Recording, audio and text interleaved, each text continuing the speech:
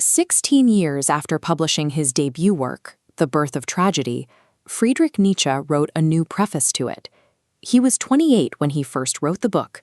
By middle age, he considered it a youthful embarrassment, ponderous, arrogant, and impossible.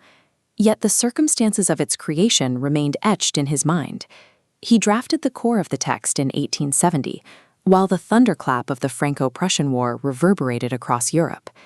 Nietzsche sat in a corner of the Alps, reflecting on the ancient Greeks, while modern empires mobilized for total war. He was grappling with a historical enigma. The Greeks are often cited as the most successful and beautiful culture in history, but they were also the people who invented the profound horror of tragic theater. Traditional scholarship of the 19th century viewed Greek antiquity as an era of rosy serenity and pure, unclouded reason. Nietzsche argues that the Greek need for tragedy reveals a limit to this perceived serenity, providing a starting point for evaluating the modern world's own reliance on pure logic. Nietzsche used the 1886 preface to clarify his real target, science itself, grasped as problematic and dubious. While modern society treats science and logic as objective mirrors of reality, Nietzsche frames them as psychological shields, mechanisms used to manage the terror of an irrational universe.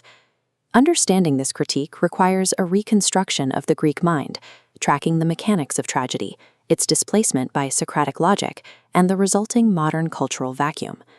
This follows Nietzsche's foundational directive. To truly understand the limits of science, we must first learn to look at art from the perspective of life. Nietzsche begins with two opposed aesthetic drives. The first is the Apollonian. This drive governs the desire for form, classical beauty, and moderation. Psychologically, Nietzsche identifies Apollo with the state of the dream. A dream provides a stable, comprehensible image that protects the human mind from the chaotic reality of nature. Nietzsche calls this boundary-making force the principium individuationis, the principle of individuation. This principle creates the perception that we are separate, individual entities. It is the mental structure that makes empirical reality bearable.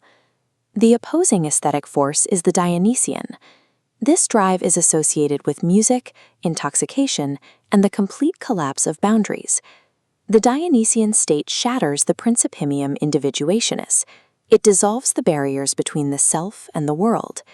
In this state, the individual merges into a primordial unity, the terrifying and joyful realization that all life is one continuous surging mass. For the Greeks, internal life was a constant war between these two forces, the Apollonian illusion of individuality and the Dionysian terror of oneness. This collision eventually moved onto the physical stage. Attic tragedy began not as a dialogue between actors, but as a musical chorus. The archetype of this primordial chorus was the satyr, the half-human, half-goat, representing raw, untamed nature. The enraptured reveler in the audience would lose their identity and merge with this chorus, becoming a part of the god's timeless servants. At the moment of synthesis, the musical Dionysian chorus projects an Apollonian dream vision onto the stage to make the horror of primordial unity comprehensible. The tragic hero acting on the stage is an Apollonian mask representing the formless suffering of Dionysus.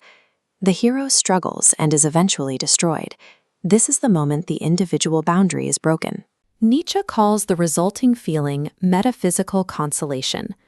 The audience feels joy in the hero's destruction because it proves that while the individual perishes, the primordial life force represented by the chorus remains eternal.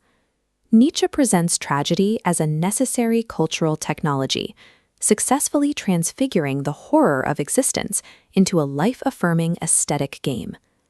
Nietzsche argues that Greek tragedy died by suicide, perishing through a specific internal conflict. He identifies the playwright Euripides as the artistic assassin of the form.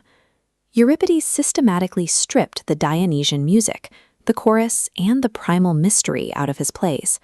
He replaced the musical trance with psychological realism and conscious dialectical debate. The philosopher Socrates served as the intellectual mastermind behind this shift. Socrates introduced aesthetic Socratism, the belief that beauty requires everything to be entirely reasonable and conscious. This Socratic optimism asserts that virtue is knowledge and that human thought can penetrate and correct the fundamental nature of existence. The shift is visible in the play's resolution.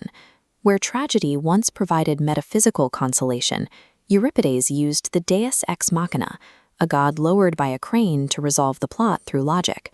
Socratic logic replaces metaphysical depth with shallow, earthly consonance, a neat, rational resolution to suffering. Socratic optimism eventually displaced tragic pessimism, demanding the world be rational and effectively murdering the art form that made existence bearable. Nietzsche notes that our modern world remains caught in this net of Socratic logic. He describes our era as an Alexandrian culture, defined by historical accumulation, theoretical optimism, and the pursuit of scientific progress as a cure-all. The archetype of this era is the theoretical man, who views logic as a universal medicine for every human ailment. This leads to the cultural symptom of the man without myth. A culture stripped of unifying myth becomes eternally hungry, roaming through past ages looking for roots, yet remaining doomed to eventual exhaustion. In 1872, Nietzsche hoped that the Dionysian spirit was awakening again within his own culture. He saw the groundwork for this in Kant and Schopenhauer, who used logic to prove the strict limits of causality and human understanding. Nietzsche initially believed Richard Wagner's music would be the modern vehicle for this rebirth, though he later abandoned this hope. The core diagnosis remained. Without a Dionysian transfiguration of suffering, theoretical culture is a self-deluding illusion that faces a crisis whenever the limits of science are reached. Nietzsche's 1886 preface forces a reevaluation of science's role in human history. The text suggests that science and logic are not objective truths, but delicate self-defense mechanisms used against the terror of existence. This leads to the book's central claim: existence and the world are justified only as an aesthetic phenomenon. Socratic optimism hides behind data.